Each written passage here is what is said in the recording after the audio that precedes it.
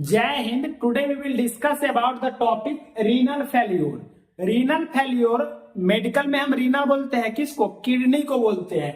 यानी ये रीनल का मतलब आप समझिए कि किडनी फेल्योर। हम किडनी के बारे में पढ़ रहे हैं, जो किडनी में फेल्योर कैसे होता है, जो किडनी खराब अचानक से मतलब कि अचानक से सडनली काम करना बंद क्यों कर देता है। आज इसी के बारे में जानेंगे कि क्या कारण है कि आपका किडनी अचानक से फंक्शन करना बंद हो जाता है, पेशाब रुक जाता है, बाहर क्या यूरिन पास आउट करना बंद हो जाता है, यूरिन आना ही बंद हो जाता है। उसी के बारे में आज जानेंगे। उसमें मेनली हम जो किडनी है, किडनी फेल्योर है, रीनल फेल्योर है, इसमें हम दो टाइप्स हैं इसके, एक्यूट रीनल फेल्योर और क्रोनिक रीनल फेल्योर। तो सबसे पहले हम एक्यूट रीनल फेल्योर के बारे में जानेंगे कि सडन जो किडनी फेल्योर होता है वो क्यों होता है, किसके कारण होता है, और पेशेंट में क्या क्या सिम्टम्स लक्षण देखने को मिलता है जब किडनी फेल्योर की कंडीशन होती है, यानी एक्यूट किडनी फेल्योर की कंडीशन होती है। तो सबसे पहले किडनी के बारे में हम जानते हैं, यानी कि ये हम आपका डायग्राम बनाए हैं। किडनी आपके बॉडी में दोनों साइड होता है, यानी कि दो पेयर, मतलब कि एक पेयर होता है, यानी नंबर में बताए तो दो होता है।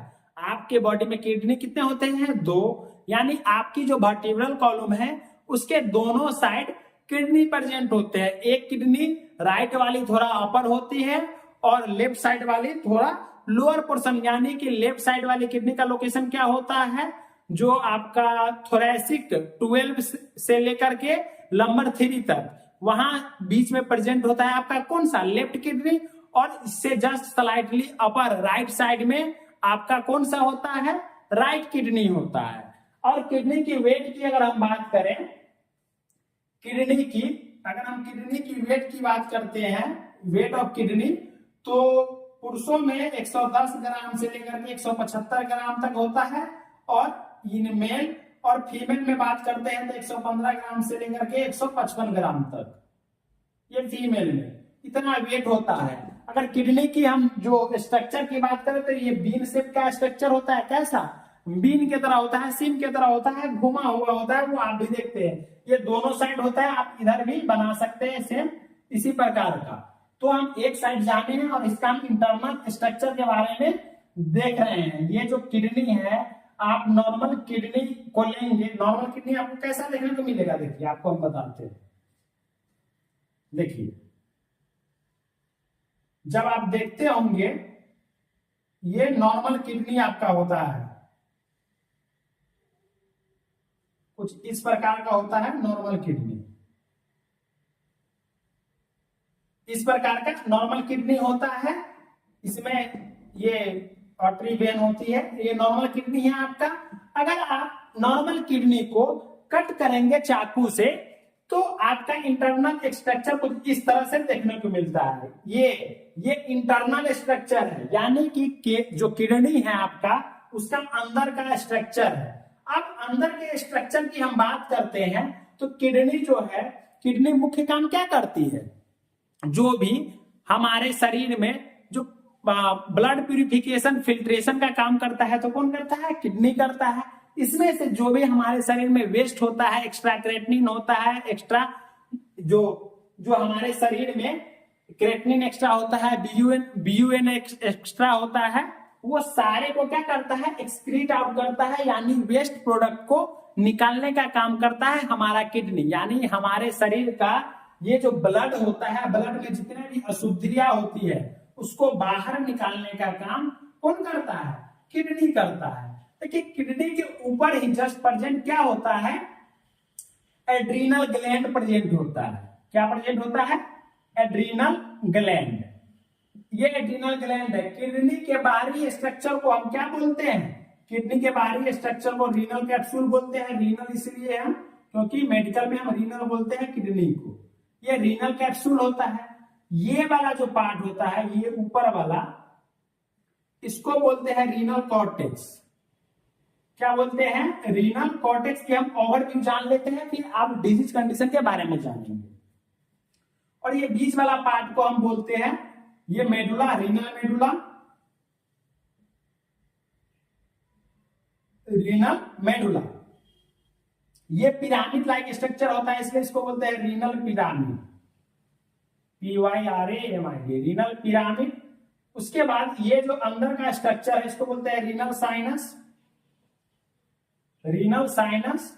और इस वाले स्ट्रक्चर को बोलते हैं रीनल पेल्विस, रीनल पेल्विस। उसके बाद ये हमारा आर्टरी होती है, रीनल आर्टरी होती है, रीनल आर्टरी होती है। ये रीनल वेन है, ये रीनल वेन है। इसको हम यूरेटर बोलते हैं। जो किडनी फिल्टर करती है इसको, यूरिन को कहां लेकर के जाती है, यूरेमिक एसिड यूरिन वगैरह को लेकर के कहां जाती है, तो ब्लैडर में। इसके जस्ट नीचे क्या अटैच होता है, ब्लैडर अटैच होता है। तो यहीं पर जो वेस्ट प्रोडक्ट होता है ब्लैडर में आता है, फिर यूरेथ्रा के थ्रू बाहर निकल जाता है। तो ये हमारा किडनी का स्ट्रक्चर है। ये जो दोनों आर्टरी वगैरह नर्व वगैरह निकलती है, इस बीच में एक होल टाइप का होता है, उसको बोलते हैं रीनल हाइड्रा, रीनल हाइड्रा। यहाँ एडिपोज टिश्यू वगैरह रहता है। तो ये हमारा ओवरव्यू देखें तो ये क्या है, किडनी का स्ट्रक्चर है। अब इसमें स्ट्रक्चर में ये जो शॉर्ट वाला होता है वो माइनर कैलिक्स होता है, माइनर कैलिक्स। और जो लॉन्ग वाला स्ट्रक्चर है वो मेजर कैलिक्स होता है, मेजर कैलिक्स। तो ये आपका किडनी है। किडनी का मोस्ट इंपोर्टेंट फंक्शन आपके शरीर में बनने वाली वेस्ट को, अशुद्धियां को, यूरेमिक एसिड, क्रेटिनिन जब एक्स्ट्रा हो जाती है, BUN वगैरह, उसको क्या करने का काम करती है, रिमूव करने का काम करती है, बाहर निकालने का काम करती है। वो आपका किडनी है। जब आपका किडनी ही खराब हो जाएगा तो आपके शरीर में तरह तरह के डिजीज कंडीशन एराइज होने लगते हैं।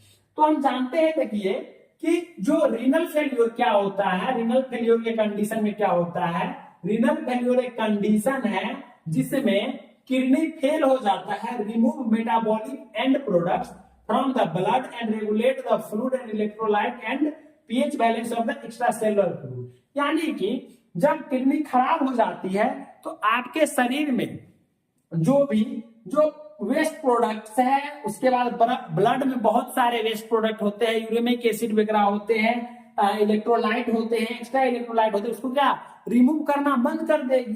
Then renal failure is the chronic kidney disease, यानी इसको हम क्रोनिक किडनी डिजीज के भी नाम से जानते हैं, in which kidney fail to remove waste product from the blood and electrolyte. Renal failure can occur as an acute और क्रोनिक। ये हम पहले ही बताया कि जो रीनल फेल्योर है वो एक एक्यूट होता, रीनल फेल्योर होता है, दूसरा क्रोनिक रीनल फेल्योर होता है। क्रोनिक को ही हम इंड स्टेज रीनल डिजीज बोलते हैं और CKD बोलते हैं। तो जो क्रोनिक रीनल फेल्योर है वो हम नेक्स्ट लेक्चर में डिस्कस करेंगे। आज हम एक्यूट रीनल फेल्योर के बारे में बात कर रहे हैं कि एक्यूट रीनल फेल्योर जो सडन किडनी की जो डेथ हो जाती है, यानी सडनली किडनी फंक्शन करना बंद कर देती है, सडनली अचानक से खराब हो जाती है, तो वो क्यों होती है, आखिर इसका क्या मुख्य कारण है, वो जानते हैं। पहले सबसे पहले एक्यूट रीनल फेल्योर क्या होता है वो जान लीजिए। देखिए, acute renal failure occurs when your kidney suddenly become unable to filter waste product। Acute यानी कि सडनली बंद कर देता है वेस्ट प्रोडक्ट का बाहर निकालने का प्रोसेस जो होता है किडनी में, वो क्या होता है, बंद हो जाता है ब्लड से। And your kidney loss their filtering ability, यानी कि उस कंडीशन में आपका जो किडनी होता है फिल्टरिंग एबिलिटी को खो देता है और डेंजरियस लेवल ऑफ वेस्ट में accumulate and your blood chemicals makeup में गेट आउट ऑफ बैलेंस। यानी कि ये आउट ऑफ बैलेंस हो जाएंगे, जितने भी वेस्ट प्रोडक्ट है आप शरीर से बाहर ही नहीं निकलेगा, जमा होते जाएगा तो सब ब्लड में मिल जाएगा और तरह तरह के डिजीज वगैरह क्रिएट होने लगेंगे। Then acute renal failure is a sudden reduction of kidney function that result in nitrogenous waste accumulating in the blood। यानी कि जब आपका किडनी खराब होता है, सडन किडनी फंक्शन लॉस हो जाता है, तब जो नाइट्रोजिनस वेस्ट जो निकालने का हमारा काम करता है किडनी, वो एक्यूमुलेट होने लगेगा। अब वो एक्यूमुलेट होने लगेगा तो क्या आपका क्रेटिनिन लेवल बढ़ जाएगा, जो BUN है वो इंक्रीज हो जाएगा। तो ये सारा क्या देखने को मिलता है आपको एक्यूट रीनल के कंडीशन में। अब एक्यूट रीनल यानी कि सडनली किडनी जो फेल्योर करती है, सडनली रीनल फेल्योर होता है, एक्यूट रीनल फेल्योर, उसका मुख्य कारण है उसके बारे में हम जानते हैं। क्या मुख्य कारण के बारे में, ये डायग्राम आपको अगर क्लियर होगा तो इजीली समझ में आएगा। चलिए अब ये विवेच करते हैं, आप लोग आगे बना लीजिएगा।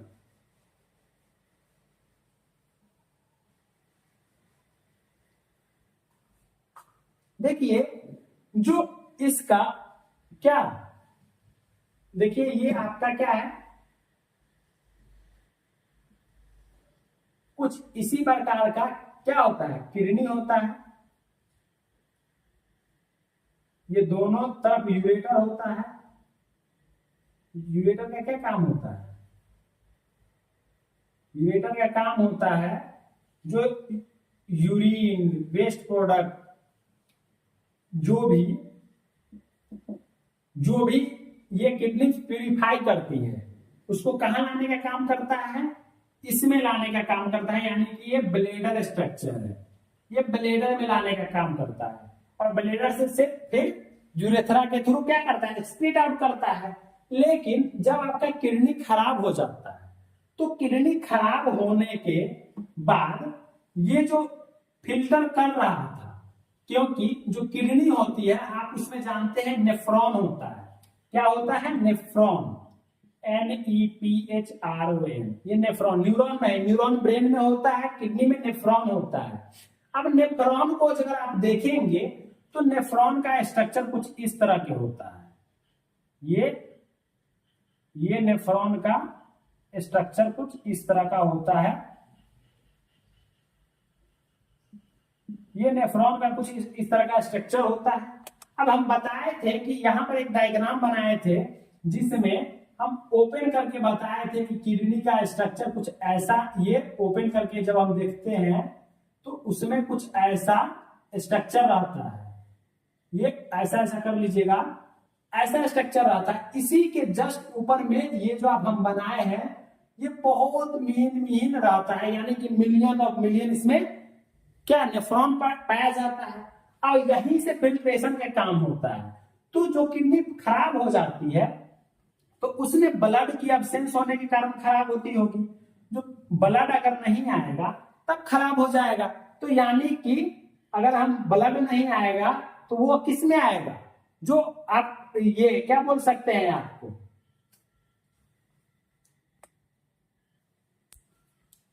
प्रीरीनल इंजुरी। यानी कि यदि आप इसमें ब्लड ही नहीं, इस किडनी में ब्लड ही नहीं पहुंच रहा है तो यहां धीरे धीरे क्या होने लगेगा, सेल का डेथ होने लगेगा, किडनी खराब हो जाएगा। तो हम जानते हैं मुख्य इटियोलॉजी जो है, मेन इटियोलॉजी किसका, एक्यूट रीनल फेल्योर का मेन इटियोलॉजी जो है, मुख्य कारण वो 3 है aetiology. Kidney acute renal failure, अचानक किडनी खराब होने का मुख्य 3 कारण हो सकता है। एक तो pre renal failure, pre renal injury, pre renal, second intrarenal injury, intrarenal injury, third post renal injury, ये पोस्ट रीनल इंजुरी। अब इधर हम डायग्राम बनाते हैं तब क्लियर होगा।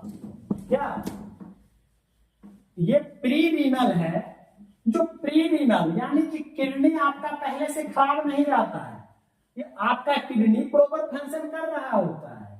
प्री रीनल जब आपका हार्ट चौक कर जाता है, हार्ट फेल्योर करता है या एक्सेसिव फ्लूइड लॉस वगैरह हो जाता है, यानी कि एक्सेसिव फ्लूइड लॉस, यानी कि पहले प्री रीनल यानी रीनल खराब नहीं है, इसमें जो आपका किडनी है वो ठीक काम कर रहा था, लेकिन वो अचानक से फंक्शन करना, काम करना बंद कर देता है, वही प्री रीनल इंजुरी है।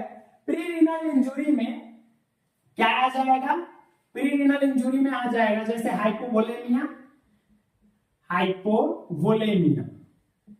हाइपोवोलेमिया इट मींस इसमें जो फ्लूइड वॉल्यूम वगैरह, ब्लड वॉल्यूम का क्या होगा, डिफिशियंसी हो जाएगा, डिक्रीज हो जाएगा। किसके कारण डिक्रीज हो सकता है, या तो आपका डिहाइड्रेशन हो गया होगा, बॉडी डिहाइड्रेट डिहाइड्रेशन लिख देते हैं, डिहाइड्रेशन हो गया होगा उसके कारण।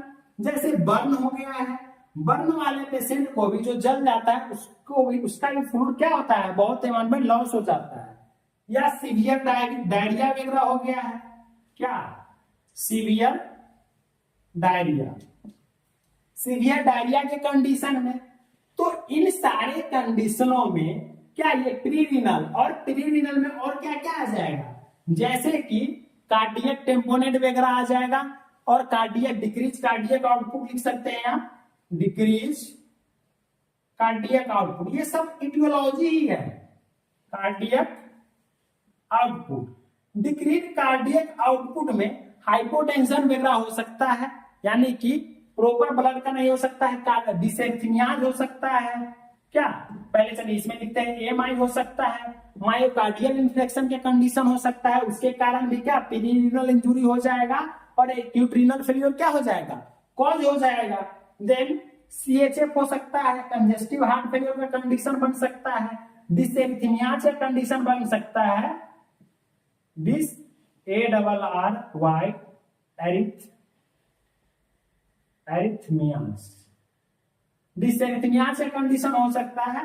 ये सारे कंडीशनों में ये प्रीरिनल इंजुरी में आ जाएगा, और प्रीरिनल इंजुरी में जैसे हार्ट से रिलेटेड कोई भी डिजीज आ जाएगा तो उस कंडीशन में क्या करता है, एक्यूट फेल्योर कॉज कर सकता है। इंट्रारीनल की बात करें, जो इंट्रारीनल है, अब रीनल के जो रीनल से रिलेटेड है, इंट्रारीनल की अगर हम बात करते हैं, जो इंट्रारीनल है, इंट्रारीनल में ये जो रीनल में क्या होता है, रीनल कैप्सूल होता है, ये रीनल कैप्सूल होता है इस तरह से, ये आप भी देखें, ये कलेक्टिंग डक्ट होता है लास्ट में, ये इसको बोलते हैं क्या, ग्लोमेरुलस, जो ग्लोमेरुलाई होता है इसको ग्लोमेरुलस बोलते हैं। यहाँ डीसीटी होता है, ये पीसीटी होता है, ये कलेक्टिंग डक्ट होता है, और ये लूप ऑफ हेनले इसको बोला जाता है। तो इंट्रारीनल में क्या होगा, ट्यूबुलर नेक्रोसिस हो सकता है, ट्यूबुलर नेक्रोसिस, यानी कि जब इसमें फैट का डिपोजिशन हो जाएगा, यहां नेक्रोसिस हो जाएगा, जो एडिपोज टिश्यू वगैरह उसका नेक्रोसिस होने लगेगा, वहां डेथ होने लगेगा, तो इंट्रारीनल इंजुरी क्या हो सकता है, कॉज हो सकता है ग्लोमेरुलोनेफ्राइटिस के कंडीशन में,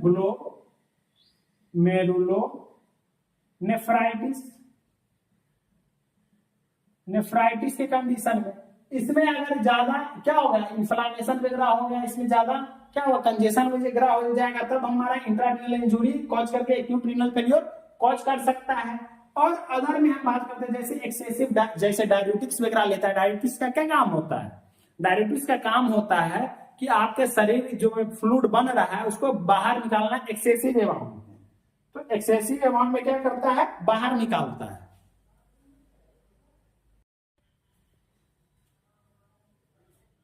इसमें हम डायबिटिक्स की बात कर रहे थे, डायबिटिक्स ड्रग्स वगैरह या NSAIDs, NSAIDs ड्रग्स या ACE इनहिबिटर्स, तो ये सारे ड्रग्स भी क्या कर सकती है, इंट्रारीनल इंजुरी यानी कि एक्यूट रीनल फेलियर कॉज कर सकती है। तो ये सारे आएंगे इंट्रारीनल इंजुरी में। अगर पोस्ट रीनल इंजुरी की बात करते हैं, पोस्ट रीनल इंजुरी की अगर हम बात करते हैं, तो पोस्ट रीनल इंजुरी कब होगा, यानी कि किडनी के बाद, तो किडनी के बाद क्या होता है, ये हमारा किडनी था, ये हमारा क्या था, यही हमारा किडनी था ना, हो ये हमारा किडनी था, किडनी के बाद क्या होता है, यूरेटर होता है, ये समझ लीजिए यूरेटर, सॉरी ब्लैडर है, किडनी के बाद यूरेटर आता है, यूरेटर के बाद ब्लैडर आता है। तो हम पहले पढ़े थे क्या, पहले हम पढ़ रहे थे प्री रीनल, रीनल से पहले इधर कोई डिजीज कंडीशन कॉज वगैरह हो रहा था, तब हमारा एक्यूट रीनल फेलियर कॉज हो जा रहा था। इंट्रारीनल, इसके अंदर कोई भी सारी समस्याएं वगैरह कॉज हो रही थी, तब वो इंट्रारीनल इंजुरी में आ जाएगा। पोस्ट रीनल इंजुरी में आएगा, इसके बाद क्या आता है आपका यूरेटर।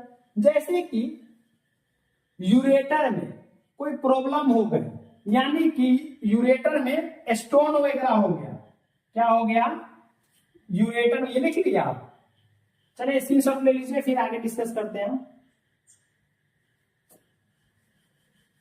यूरेटर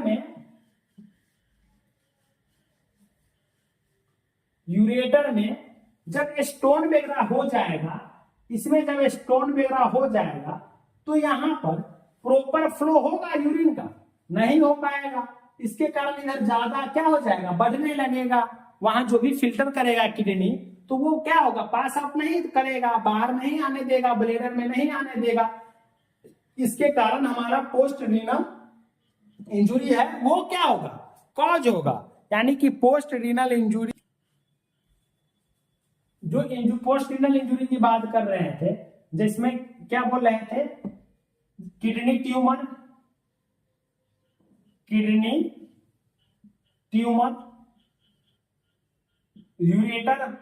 यूरेटर ट्यूमर भी हो सकता है, यूरेटर स्टोन, ये यूरेटर में सिस्टाइटिस जिसको बोलते हैं, यूरेटर स्टोन को। देन उसके बाद क्या होगा, BPH, benign prostate hyperplasia, prostate का एनलार्जमेंट हो जाना। उसके बाद ब्लेडर, क्या न्यूरोजेनिक ब्लेडर वगैरह। तो इन सारी कंडीशन में, पोस्ट रीनल इंजुरी में ये सारे कंडीशन क्या एराइज करेगा, एक्यूट रीनल फेल्योर एराइज करेगा। ये हमारा था इटियोलॉजी, मुख्य कारण क्या कॉज करने का। जो एक्यूट रीनल फेल्योर है उसका मुख्य कारण है, ये सारे हम पढ़े थे। जो हम इंट्रा पढ़े, pre renal injury, intra renal injury and post renal injury. Pre renal injury में हम क्या क्या देखे थे वो आप लोग बताएंगे।